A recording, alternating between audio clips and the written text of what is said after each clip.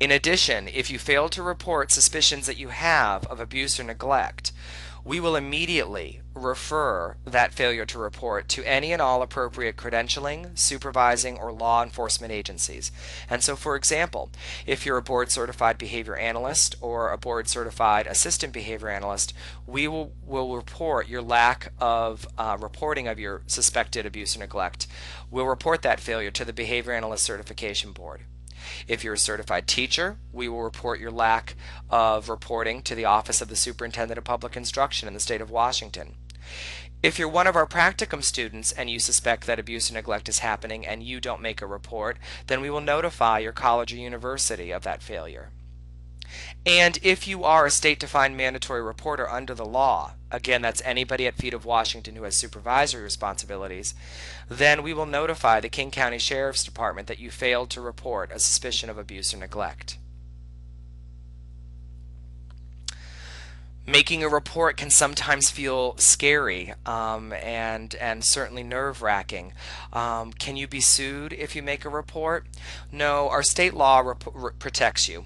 As long as you're making the report in good faith, then you are immune from both civil liability and criminal liability, which means that you can't be charged with a crime and the other party can't come back and sue you for money or other damages.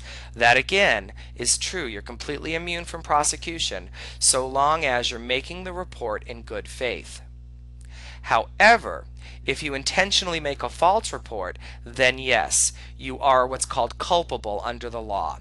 If you knowingly make a false report of suspected abuse or neglect, you will be guilty of a misdemeanor in the state of Washington, and you may also be found responsible in a civil suit. So basically, if you suspect child abuse or neglect, if you've got a decent reason to suspect that, a good reason, go ahead and report it. You are absolutely safe. But don't make false reports. Don't make knowingly false reports. Okay, so what steps should you go through when you're reporting suspected abuse or neglect as a FEED employee, a FEED volunteer, or practicum student? Well, ask yourself a very basic question. Do you think that the abuse or neglect is coming from somebody within Feet of Washington? If the answer to that is yes, you do think that it's coming from somebody within Feet of Washington, then immediately the first thing you must do is call 1-866-END-HARM. Do not tell anybody else about your suspicions. Immediately pick up a phone, your cell phone, whatever phone you want to use, and call 1-866-END-HARM. Only after you have done that, only once you've done that, then contact FEET's Clinical Services Director and contact FEET's Executive Director. Do not speak with any other FEET employees about your suspicions. The goal here, the reason for that, the reason for having you first call the State Department of Social and Health Services at 1-866-END-HARM, then after doing that, talking with FEET's Clinical Services Director and Executive Director, but not talking to anyone else. The goal of that is for us to eliminate any chance that you might be convinced not to report your suspicions. We want you to report. It's extremely important. Right now, or very soon after you're done this training, go to your program director or your supervisor and ask them for the current contact information for FEET's Clinical Services Director and FEET's Executive Director. Ask them for their telephone numbers and ask them for their email addresses. So if you suspect that the abuse or neglect is originating within Feet of Washington, your first job is to call 1-866-END-HARM and then notify FEET's leadership. If, however, you suspect that the abuse or neglect is coming from somewhere outside of Feet of Washington, maybe from the child's home or the child's school, then the first thing you need to do is complete an incident report and turn that into Feet's Clinical Services Director.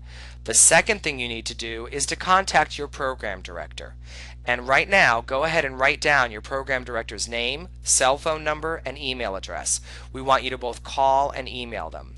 Once you've completed an incident report and contacted your program director, then contact FEET's Clinical Services Director and contact FEET's Executive Director. That seems like a lot of people to contact within FEET, doesn't it? Well, there's a reason for that. By having you contact so many people within FEET, the program director, the clinical services director, the executive director, our goal there is to make sure that multiple folks within FEET of Washington, multiple leaders within our organization have that information so that we ensure that the matter gets attended to immediately. If after you do all that you still want to call 1-866-END-HARM, you may certainly do so. There's never anything stopping you from doing that. We're not going to require that you call 1-866-END-HARM though at this point, because we're going to do that. FEET's program director, clinical services director, or executive director will make that call. So you don't have to, although you should certainly feel entitled to if you'd like. Again, that number is 1-866-END-HARM. This concludes FEET of Washington's mandatory training on the reporting of suspected child abuse or neglect. Thank you.